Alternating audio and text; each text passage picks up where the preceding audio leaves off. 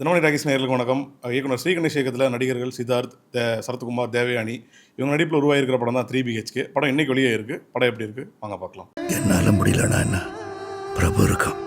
நான் தோத்தாலும் அவன் ஜெயிச்சிருவான். ஜெயிச்சிருவேன்ப்பா. 3 BHK படத்தோட டைட்டிலுக்கு ஏற்ற மாதிரியே வந்து டைட்டிலே வந்து கதை சொல்லணும் அப்படின்னு சொல்லுவோம் இல்லையா? இந்த படத்தோட டைட்டிலே வந்து ஒரு அழகான கதை சொல்லுது. 3 BHK. அதாவது இந்த படம் வந்து ஒரு வீட்டை பற்றி பேச போகுதுன்றது வந்து நமக்கு அந்த டைட்டிலே தெரிஞ்சிருது. படத்தோட ட்ரைலர்லேயுமே கதையை சொல்லிட்டாங்க. ஒரு குடும்பம் சென்னை மாதிரியான ஒரு பெருநகரங்களில் வாழ்கிற குடும்பம் ஒரு சொந்த வீடு கட்டுறதுக்கு என்னென்ன சவால்களை சந்திக்கிறாங்க, என்னென்ன பிரச்சனைகள் எதிர்கொள்கிறாங்க, அவங்களால ஒரு சொந்த வீடு கட்ட முடிஞ்சுதா, ஒரு பலருக்கும் சொந்த வீடுன்றது எவ்வளோ பெரிய கனவாக இருக்குது அப்படின்ற ஒரு விஷயம் தான் வந்து இந்த படத்தோட ஒன்லைன். சொல்லப்போனால் வந்து சரத்குமார் வந்து இந்த படத்தோட குடும்பத் தலைவர், அவரோட மனைவியாக தேவயானி நடிச்சிருக்காங்க. பசங்களாம் வந்து சித்தார்த்து பையன், பொண்ணா வந்து மீதா ரகுநாத் நடிச்சிருக்காங்க. இவங்க 4 பேர் தான் ஒரு குடும்பமாக வந்து அழகாக வந்து வாழ்க்கையை ஓட்டுறாங்க. ஆனாலும் இவங்களுக்கு ஒரு சொந்த வீடு வாங்கணுன்றதுல ஒரு பெரிய ட்ரீம் இருக்குது. 4 பேருக்குமே அந்த கனவு வந்து ரொம்ப அழுத்தமாகவும் ரொம்ப ஆழமாகவும் இருக்குது. இவங்க 4 பேர் ஆசை இருந்தாலும் வந்து இந்த ஃபினான்ஷியல் பிரச்சனைகள், அவங்கவுங்களோட படிப்பு செலவு, மருத்துவ செலவு இந்த மாதிரியான காரணங்களால சொந்த வீடுன்ற ஒரு விஷயம் தள்ளி போயிட்டே இருக்குது. இறுதியில் சொந்த வீடுன்ற கனவு இவங்களுக்கு வந்து அமைஞ்சுதா இல்லையா, இந்த சொந்த வீடு கட்டுறதுக்காக இவங்க என்னென்ன சவால்களை சந்திச்சாங்க அப்படின்றது தான் இந்த படத்தோட ஒட்டுமொத்தமான கதையாக இருக்குது. இயக்குனர் ஸ்ரீகணேசன் வந்து இந்த படத்தை திட்டமிடும் போதே வந்து இப்படி ஒரு பிரச்சனை இருக்குது, பலருக்கும் சொந்த வீடுன்றது ஒரு பெரிய கனவாக இருக்குது. இந்த கனவை வந்து ஒரு ஒரு வாழ்க்கையாக ஒரு கதையாக நம்ம சொல்லணும் அப்படின்ற விஷயத்தில் வந்து ஒரு நேர்த்தியான ஒரு படமாக இதை பதிவு பண்ணியிருக்காரு. அவரோட முந்தைய படங்களான 8 தோட்டாக்கள் ஒரு நல்ல படமாக இருந்துச்சு. குருதியாட்டம் வந்து சரியாக போகல. பட் இந்த படத்துல இருந்து ஒரு மேக்கராக வந்து ஒரு ஒரு நல்ல வந்து ஒரு இயக்குனராக வந்து நிறைய இடங்கள் நல்லா மிளிர்ந்திருக்கான்னு சொல்லணும்.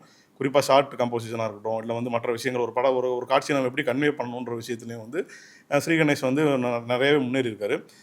இந்த இந்த கதையும் வந்து கொஞ்சம் நம்ம இப்போ ரீசெண்டாகவே வந்து தமிழ் சினிமாவில் வந்து இந்த ஃபீல் குட் படங்களோட மோகங்கள் வந்து அதிகமாகிட்டு இருக்கு. மோகங்களும் சொல்ல முடியாது, ஃபீல் குட் படங்களோட தேவைகளும் இருக்குது இல்லை. அந்த மாதிரியான சுச்சுவேஷனில் வந்து 3 BHK வந்து ஒரு ஃபீல் குட்டாக நமக்கு இன்றைக்கி பேசப்பட வேண்டிய ஒரு கதையை கொஞ்சம் சுவாரஸ்யமாகவும் கொஞ்சம் நகைச்சுவையாகவும் அதே நேரத்தில் உணர்வுபூர்வமாகவுமே இந்த படம் பேசியிருக்கு. வெறும் கதையாக மட்டும் இல்லாமல் இந்த மாதிரியான ஒரு கதையை வச்சுட்டு நடிகர் சித்தார்த் வந்து அவரோட உழைப்பை வந்து ரொம்ப கடினமாக போட்டிருக்காரு. முக்கியமாக சொல்லப்போனால் நிறைய காட்சிகள் வந்து படத்தோட ஆரம்பத்திலிருந்து இறுதி வரை வந்து நிறைய காட்சிகளில் டிரான்ஸ்ஃபர்மேஷனோட சித்தார்த்தோட பாடி டிரான்ஸ்ஃபர்மேஷன் நிறைய நல்லா இருக்குது. கொஞ்சம் சில இடங்களில் டிஏஜிங்கெல்லாம் சின்ன லுக்கெல்லாம் பண்ணியிருந்தா கூட அவர் இன்னுமே பார்க்க ஒரு காலேஜ் ஸ்டூடெண்ட் மாதிரியும் கொஞ்சம் அப்படி கொஞ்சம் கெட்டப் மாத்திரம் ஒரு வேலைக்கு போய் ஒரு 35 இருக்கிற ஒரு ஆளாகவும் அவரால் வந்து இந்த கதையை வந்து முழுக்கவே வந்து அவர் வந்து இந்த கதைக்காக வந்து அவரோட உடல் மொழியை கொஞ்சம் நல்லா இன்புட் பண்ணாங்கட்டு என்ன ஆயிடுச்சுன்னா, ஒரு சாதாரண கதை வந்து நல்லா வந்து டிரான்ஸ்ஃபர்மேஷன் ஆனது வந்து இவரோட நடிப்பால் பார்க்க முடிஞ்சுது. அதே மாதிரி சரத்குமாரும் வந்து நிறைய இடங்களில் எமோஷன்ஸாக வந்து அவர் வசனங்களே இல்லாமல் சில இடங்களில் அவர் நடக்கிறதா இருக்கட்டும், ஒரு இடம் கண்ணீர் விடுறதா இருக்கட்டும், இந்த மாதிரி எமோஷனாகவே வந்து ஒரு ஒரு சொந்த வீட்டுக்காக நம்ம எவ்வளோ கஷ்டப்பட வேண்டியதாக இருக்குது அப்படின்றது வந்து அவர் நிறைய இடங்களில் வந்து தன்னோட பாடி லாங்குவேஜில் கன்வே பண்ணுறாரு.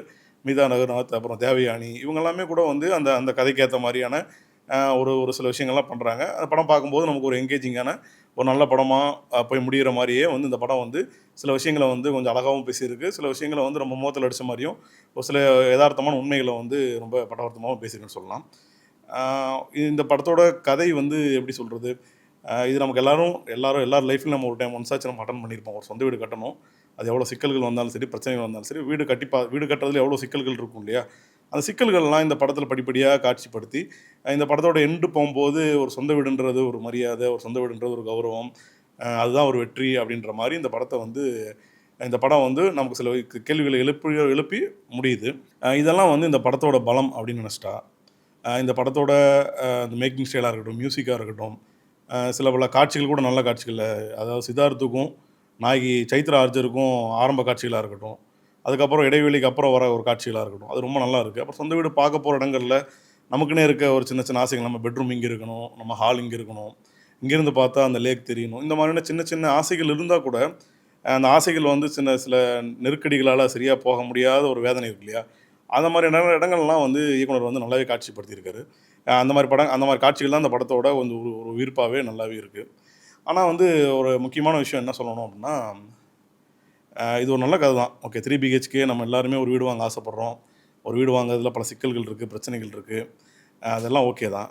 பட் இயக்குனர் வந்து ட்ரைலர்லேயே சொன்ன மாதிரி வீடு வந்து ஒரு மரியாதை, வீடு வந்து ஒரு அடையாளம், ஒரு வீடு வாங்கினா ஜெயிச்சிட்டோம் அப்படின்ற மாதிரியான ஒரு ஒரு ஒரு கான்செப்ட் வச்சுருக்கங்காட்டி இந்த படம் மூலியமாக நமக்கு என்ன தோணுதுன்னா, இப்போ வீடு வாங்கக்கூடிய கனவே இல்லாத ஆட்கள் வந்து நம்ம என்ன நினைக்கிறது, அவங்களெல்லாம் வந்து நம்ம வந்து ஓகே ஒருத்தன் வாங்கினா மட்டும்தான் வாழ்க்கை ஜெயிச்சிட்டா அர்த்தமா, இந்த மாதிரியான கேள்விகள்லாம் நம்ம நிறைய இடங்கள் எழுது. படத்தோட முதல் பாதி வந்து ரொம்ப கிரிப்பிங்காக நமக்கு வந்து நிறைய விஷயங்கள் வந்து டக்கு டக்கு டக்குன்னு ஓகே நல்லா ஒரு சுவாரஸ்யமான படமாக இருக்க போகுதுன்னு நினைக்க வச்சா கூட, இரண்டாம் பாதி வந்து சொந்த வீடுன்ற விஷயத்தை தாண்டி வேற வேற விஷயங்களில் வந்து இந்த படம் வந்து போய் முட்டி மோதி ரைட்டிங் அது தெரியுது. ரைட்டிங் நிறைய பிரச்சனையாக இருக்குன்னு தெரியுது. அந்த ரைட்டிங் பிரச்சனைகள் என்ன ஆகுதுன்னா, பேச வேண்டிய விஷயத்தை தாண்டி வேற வேறு விஷயங்களை தொட்டு எண்ட் ஆஃப் த டே இந்த படம் போய் முடியும் போது வந்து நமக்கு வந்து அந்த அந்த சொந்த வீடுன்ற ஒரு சரத்குமாருக்கு வந்து ஒரு எமோட் அங்கே அந்த இடத்துல ஒரு ஃபீலிங் வரும்போது நமக்கு வந்து ஒரு பெருசாக கனெக்ட் பண்ணிக்க முடியல. அதுக்கான காரணம் என்னென்னா, 2ஆம் பாதியில் வந்து நிறைய இடங்கள்ல வந்து படம் வந்து திசை திரும்பி அந்த கதை வந்து வேற விஷயங்களை தொட்டு இதுக்கு சம்மந்தமே விஷயங்கள் இல்லாத பேசி அப்படியே வேற மாதிரி ஆயிடுச்சு. அந்த விஷயங்கள்லாம் பேச வேண்டிய விஷயங்கள் தான். முக்கியமாக சொல்லணும்னா, சித்தார்த் வந்து ஒரு ஐடி கம்பெனியில் வேலை செய்கிறாரு. அங்கே இருக்க ஒர்க் ப்ரெஷர் 12 மணி நேரம் வேலை செஞ்சு வாரம் முழுக்க வேலை செஞ்சால் கூட ஒரு ஒரு ஒரு ஒரு குறிப்பிட்ட ஒரு வசனம் வரும். முக்கியமான என்ன வசனம்னா, ஐடி வந்து ஐடி வந்து ஒரு பிரகாசமான துறை தான். ஆனா ஐடில வேலை செய்ற எனக்கு இருக்கா அப்படின்னு கேட்டா, இல்ல அப்படின்னு ஒரு இடம் இருக்கு. அதாவது எந்த துறையா இருந்தாலும் நம்மள போட்டு உறிஞ்சு ரத்தத்த உறிஞ்சு வேலை வாங்குற அளவுக்கு நம்மள எல்லாம் வாங்கிட்டு, கடைசியில வந்து நம்ம ஒரு பிரச்சனை, நமக்கு ஒரு ப்ராப்ளம் அப்படின்னா, அந்த துறை மேல இருக்க நம்ம அதிகாரிகள் என்ன என்ன நம்மள ட்ரீட் பண்றாங்கன்னு ஒரு விஷயம் இருக்கு இல்லையா? அந்த மாரி விஷயங்கள்லாம் வந்து இந்த படத்துல வந்து பேச வேண்டிய சமூக பிரச்சனை தான். அதெல்லாம் வந்து இயக்குனர் வந்து ரொம்ப நல்லா பேசியிருக்காரு. சேம் டைம் வந்து மீதா ரகுநாத், சித்தார்த்தோட தங்கச்சிக்குமே வந்து கல்யாணம் ஆனதுக்கப்புறம் ஒரு பிரச்சனை வருது. அந்த பிரச்சனைய அவங்க எப்படி ஒரு ஓவர் கம் பண்ணி வராங்கன்றத ஒரு டயலாக்ல ஒரு சிங்கிள் ஷாட்ல வச்சிருக்காரு. அது பார்க்கறதுக்கே ரொம்ப நல்லா இருக்கு. ரொம்ப மீதா அந்த சீன்ல வந்து ரொம்ப நல்லா நடிச்சிருக்காங்க. இருந்தாலும் வந்து இந்த இந்த வீடுன்றது வந்து ஒரு கௌரவமான விஷயமாவும், ஒரு அடையாளம், ஜெயிக்கிறது இதெல்லாம் வந்து இன்னைக்கு ஒரு மாடர்ன் சொசைட்டில வந்து நமக்கு வந்து இன்னைக்கு ஃபினான்ஷியலா நிறைய பேருக்கு ஒரு ஒரு மாரியான ஒரு தெளிவு வந்துருச்சு. நம்ம போயிட்டு ஒரு சொந்த வீட்ல இவ்வளோ பணத்த முதலீடு பண்ணணுமா? இல்ல இந்த மாதிரியான நிறைய விஷயங்கள் வந்து நிதி ஆலோசகரா இருக்கட்டும், நீங்களே கொஞ்சம் யோசிச்சா கூட, நம்ம வாங்குற சம்பாத்தியம் வந்து ரொம்ப கம்மி. நமக்காக வந்து சொந்த வீடு வந்து அவ்வளோ முதலீடு பண்ணி வாங்கணுமா? அப்படின்ற மாதிரியான விஷயங்கள்லாம் வந்து தோண ஆரம்பிக்குது இல்லையா? அப்புறம் வீடுன்றது வந்து வெறும் வந்து நம்ம முதல் அடிப்படையான ஒரு வீட்டுக்கு வர விஷயம் வந்து பாதுகாப்பு. அந்த பாதுகாப்புக்கு தான் நமக்கு ஒரு வீடுன்ற ஒரு விஷயம் தேவைப்படுது. அந்த வீட்ல வந்து அந்த 4 செவுத்துக்குள்ள வந்து அந்த பாதுகாப்ப தாண்டி இன்பம், துன்பம் எல்லா விஷயங்களும் இருக்கு. ஒரு விஷயத்த நம்ம மறைக்கிறதுக்காக அழுகுறோம். ஒரு விஷயத்த வந்து கொண்டாடுறதுக்காகவும் வீடு தேவைப்படுது. இந்த படம் ஆரம்பிச்சதுலேருந்து எண்டு வரை எப்படி போகுதுன்னா, ஒரே ட்ராஜடி தான். உங்கள வந்து இந்த வீடு கட்டுறதுக்காக எவ்வளோ கஷ்டங்கள் பட வேண்டியது இருக்கு, எவ்வளோ சாக்ரிஃபைஸ் பண்ண வேண்டியது இருக்கு. ஒரு குடும்பத் தலைவராவும் சரி, சரத்குமார் ஒரு அப்பாவும் சரத்குமாரும் சரி, ஒரு மகனா சித்தார்த்தும் சரி, கஷ்டம் மட்டுமே தான் அந்த படத்தில பட்டுட்டு இருக்காங்க. இந்த படத்துல ஆரம்ப கதையிலேருந்து எண்டு வரையுமே இவங்க வந்து சந்தோஷமா இருந்த தருணங்கள் பார்த்தா ரொம்ப குறைவு. அது ஏன் குறைவுன்னா, அதுக்கான காரணமா வந்து வீடு இருக்கு. ஒரு நல்ல வீட நம்மளால வாங்க முடியலையே! நம்மளால வாங்க முடியாமயே போயிடுமா? அப்படின்ற மாதிரியான கேள்விகள் நிறைய எழுந்துட்டு வருது. ஒரு ஒரு விமர்சகர் பாதையில் நமக்கு பார்த்தோம்னா என்ன தோணுதுன்னா, ஒரு வீட்டுக்குள்ள சந்தோஷமே இல்லையா? ஒரு வீடு வாங்குறத தாண்டி ஒரு வீட்டுக்குள்ள சந்தோஷங்கள் இல்லையா? அப்படின்ற ஒரு கேள்வி எழுது. இயக்குனர் அத ஏன் அந்த அந்த இடங்கள காட்டாம போனாரு? இப்போ ஒரு வீடு இல்லன்னா என்ன ஆயிட போகுது? இப்போ வாடகை வீட்ல இருக்கோம். வாடகை வீட்ல இருந்தாலும் சில சந்தோஷங்கள் இருக்கும் இல்லையா? சந்தோஷங்கள் இந்த படத்தில காட்டப்படவே இல்ல. இது ஒரு பெரிய குறை. என்னன்னா, நம்ம கிட்டத்தட்ட வந்து இந்த படம் ஆரம்பத்துலேருந்து எண்டு வரையும் ஒரு 20 ஆண்டு காலம் வந்து இந்த படத்தில ட்ராவலிங் இருக்கு.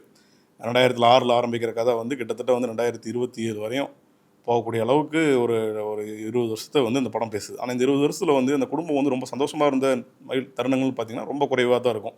மிஞ்சி போனா வந்து இவங்க குழந்தைங்களோட கல்யாணம், அவங்க பாஸ் பண்ண ஒரு மூமெண்ட் அவ்வளோதான். மத்தபடி வந்து இவங்களுக்குள்ள சின்ன சின்ன விஷயங்கள் எல்லாமே இந்த படத்தில காட்டப்படாதது ஒரு பெரிய குறை. 2வது என்னன்னா, இந்த படத்தில வந்து சித்தார்த் வந்து ஒரு ஏவரேஜான பெர்சனாலிட்டி. அவர் வந்து சுமாரா தான் படிப்பாரு. அவருக்கு விருப்பமில்லாத படிப்புல வந்து அவன் போய் சேருவாரு. அப்புறம் வந்து அதில வந்து செட் ஆகலன்னு சொல்லி, ஒரு பெரிய போராட்டங்களுக்கு அப்புறம் ஒரு வேலை வாங்குவாரு. அந்த வேலையிலும் கொஞ்சம் வருஷம் பிராக்டிஸ் பண்ணிட்டு, அதுக்கப்புறமும் இதுவும் சரிப்பட்டு வரலன்னு திரும்ப குவிட் பண்ணுவாரு. இப்படி ஒரு அவரோட முடிவு அவரே சரியா எடுக்க முடியாத இருக்கக்கூடிய ஒரு கேரக்டர் அவரு. பட் வந்து அவரோட தங்கச்சி நடிச்சிருக்க மீதா ரகுநாத் பார்த்தீங்கன்னா, அவங்களோட கேரக்டர் வந்து ஆரம்பத்திலேருந்தே ரொம்ப பாசிட்டிவா, ரொம்ப நம்பிக்கையான ஒரு கேரக்டரா இருக்கும். சொல்லப்போனா வந்து சித்தார்த்த விட நல்ல மார்க் 10த்ல இவங்க 10த்ல வந்து இவங்க நல்ல மார்க் வாங்குவாங்க. வாங்குனதும் வந்து கட் பண்ணா என்ன ஆயிடும்னா, அவங்க வந்து என்ன படிச்சிருப்பாங்கன்றது அப்படியே அதெல்லாம் அவங்க பெருசா காட்டிக்காம, அவங்க வந்து காலேஜ்லாம் முடிச்ச டைம்ல காட்டுவாங்க. என்ன பண்ணியிருப்பாங்கன்னா, ஒரு பிகாம் பண்ணியிருப்பாங்க. அ இப்ப இந்த படத்தோட ரைட்டிங்லேயே வந்து ஏன் பிரச்சனை இருக்குன்னா, இதுதான் ஒரு பிரச்சனை இருக்கு. என்னன்னா, நல்ல ஒரு மாரி ஏவரேஜா இருக்கிற ஒரு பையனுக்கு வந்து அவங்க குடும்பம் வந்து எல்லாமே வந்து செலவு பண்ணி படிக்க வச்சு, எல்லாமே பண்றாங்க. அதாவது அவங்க குடும்பம் வீடு கட்டுற கனவெல்லாம் தாண்டி. பட் நல்லா படிக்கக்கூடிய மீதாவுக்கு ஏன் தன் மேல நம்பிக்கை எந்த இடத்துலயும் வராம போயிடுச்சு. ஓகே காலேஜ் ஃபீஸ் கட்டலன்னா, நான் கவர்மெண்ட் காலேஜ்ல நான் போய் நான் எப்படியாவது நான் கவர்மெண்ட் காலேஜ்ல சீட் வாங்கிருவேன்ற ஒரு நம்பிக்கைய வந்து ஏன் இந்த இடத்துல காட்டலன்னு தெரியல. இல்ல ஒரு பெண்ணா இருக்கிறதுனாலயே வந்து இவ்வளோ படிச்சா போதும். இல்ல வந்து ஒரு வீட்டுக்காக வந்து அந்த பொண்ணு தன்ன தானே சாக்ரிஃபைஸ் பண்ணிருச்சா? அப்படின்ற மாரி விஷயங்கள் வந்து ஏன் அங்கே வலுக்கட்டாயமாக வந்து அந்த பொண்ணுகிட்ட வந்து வைக்கிறீங்க, அந்த பொண்ணு சேர்ந்து நல்லா படித்து நல்லா ஏதோ ஒரு பக்கம் வேலைக்கு போயிட்டு சொல்லப்போனால் சித்தார்த்தே வீடு கட்டணும்னு ஒன்றும் அவசியம் இல்லை, ஒரு பையனே வந்து வீடை கட்டணும்னு அவசியம் இல்லை. ஒரு பொண்ணோட பாயிண்ட் ஆஃப் வியூ கட்டியிருந்தா கூட இந்த படம் வந்து ரொம்ப நல்ல படமாக வந்திருக்கும். இருந்தாலும் வந்து இயக்குனர் வந்து இந்த மீதா கேரக்டர் வந்து கல்யாணத்துக்கு அப்புறம் ஒரு ஒரு பிரச்சனை, அந்த பிரச்சனையை வந்து அவங்க ஃபேஸ் பண்ணுற விதமெல்லாம் வந்து இன்றைக்கி சொசைட்டியில் நம்ம பேசப்பட வேண்டிய விஷயம். அதை வந்து சும்மா சரியாக ப்ளேஸ் பண்ணியிருக்காரு. பட் இருந்தாலுமே படிப்பு விஷயத்தில் ஏன் வந்து மீதா வந்து கொஞ்சம் அப்படியே ட்ராக் ஆனாங்க, அந்த அந்த அந்த அவங்களோட டிரான்ஸ்ஃபர்மேஷன் ஏன் காட்டப்படவே இல்லைன்றது வந்து இந்த படத்தோட பெரிய குறை.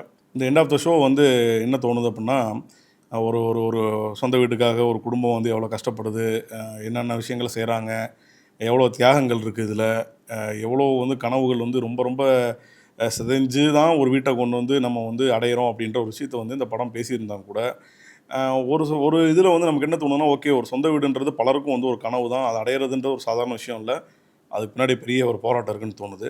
இன்னொரு பக்கம் என்ன தோணுதுன்னா, அவ்வளோ கஷ்டப்பட்டு அவ்வளோ உங்களுடைய சின்ன சின்ன சந்தோஷங்களை இழந்து உங்கள் வாழ்க்கையை வாழாமல், அவங்க வாழ்க்கையில் இருக்க நல்ல நல்ல தருணங்களெல்லாம் வந்து ஒரு சொந்த வீட்டுக்காக அடகு வச்சு, நீங்கள் சொந்த வீட்டுக்கு போயிட்டு போனதுக்கப்புறம் பிரச்சனைகளே உங்கள் வாழ்க்கையில் இல்லை அப்படின்னு சொல்லிட முடியுமா? இந்த மாதிரியான ஒரு மிக்ஸ்டான ஒரு ஒரு எண்ணங்கள் தான் இந்த படத்தை பார்க்கும்போது தோணுது. பட் இருந்தாலுமே வந்து நிறைய குடும்பங்கள், நிறைய இன்றைக்கி வேலைக்கு ஜாயின் பண்ண, இல்லை வந்து வேலை செஞ்சிட்ருக்க, இல்லை இப்போ கொஞ்சம் கல்யாணம் ஆகி ஒரு வீடு கட்டணும்னு ஒரு ஆசையில் இருக்குது எல்லாருக்குமே இந்த படம் வந்து ஒரு விதமாக நம்பிக்கையை கொடுக்கலாம். ஓகே நம்ம என்றைக்காவது ஒரு நாள் வீட்டை கட்டிடலாம், ஏதாவது ஒன்று பண்ணிடலான்னு சொல்லி. பட் இதுக்கு இது எல்லாம் விட்டுட்டு ஓகே இது நம்ம ஒரு பெரிய விஷயம் இல்லை அப்படின்னு நினைக்கிற ஆட்களுக்கு வந்து இது வந்து ஒரு வேற ஒரு எண்ணங்களையும் கொடுக்கலாம். ஒட்டு மொத்தத்தில் வந்து இந்த வாரத்தில் வெளியான படங்களில் வந்து 3BHK வந்து ஒரு சில குறைகள் இருந்தாலுமே வந்து ஒரு நல்ல விஷயத்த அவர் முடிஞ்ச அளவுக்கு தன்னுடைய பாணியில் வந்து ஒரு உணர்வுபூர்வமாக சொல்ல முயன்றிருக்காங்க. இந்த வீடியோ பிடிச்சதுன்னா தினமணி சேனலை லைக் பண்ணுங்கள், ஷேர் பண்ணுங்கள், சப்ஸ்கிரைப் பண்ணுங்கள்.